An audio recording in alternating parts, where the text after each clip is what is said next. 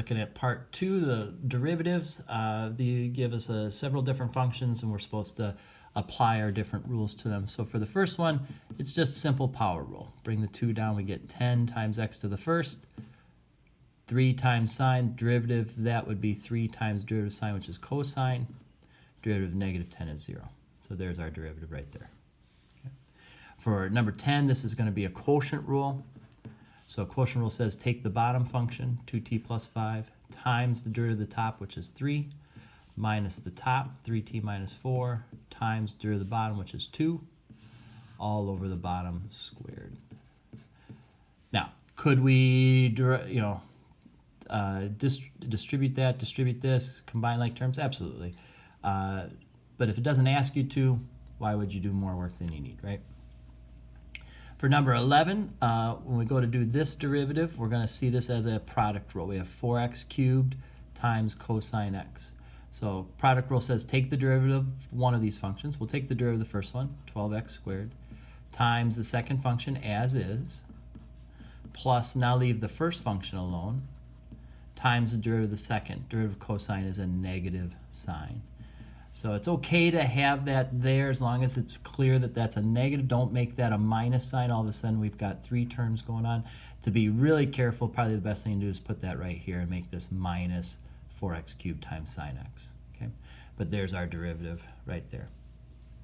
For number 12, we could do this as a quotient rule and do it exactly like we just did number 10. Or the alternative is to divide each of these by 6x squared.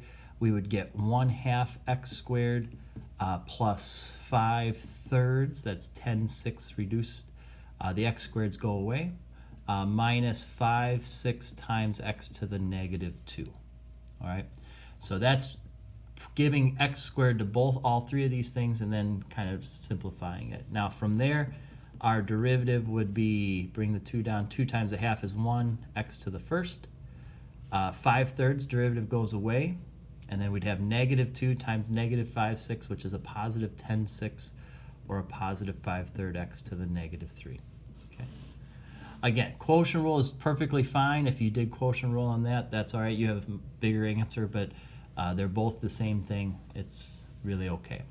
Number 13, before you can do a derivative, you got to rewrite this as negative 10 times x. And because it's on the bottom, it's going to have a negative exponent, and it's going to be 2/5. All right, so now we're going to take negative 2/5 times negative 10. That's a positive 20/5, or 4. X to the negative 2/5 minus 1. Negative 2/5 minus 5/5 would be a negative 7/5. And there's our derivative. For number 14, we're going to see this as a chain rule. This is inside of x to the 6.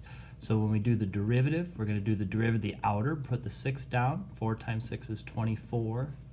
Okay, drop that to a 5. Leave the inside function the same. Okay, times the derivative of the inside function, which is 6x minus 7. So that would be our derivative there.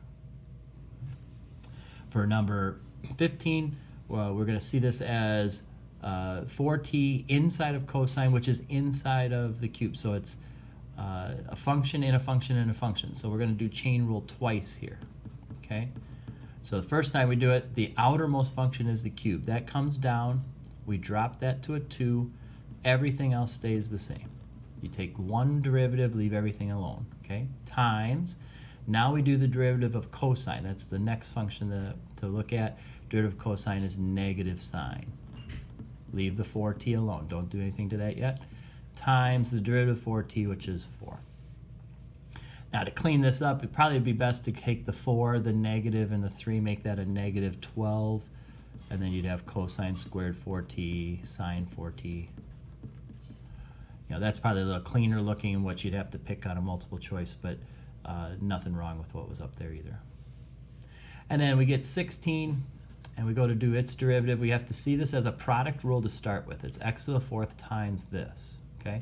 So when I do the product rule, I take the derivative of the first, 4x cubed, times this as is, plus, now leave the x to the 4th alone, times the derivative of this. And when we go to do the derivative of that, now we're using chain rule. Bring the 3 down, drop it to a 2, leave everything else alone, times the derivative of this, which is 3x squared. Okay. And then that's our full derivative. Okay, a lot to it, but we had to see it as a product rule to start with chain rule in it as we execute it. Right? So that's your derivative page.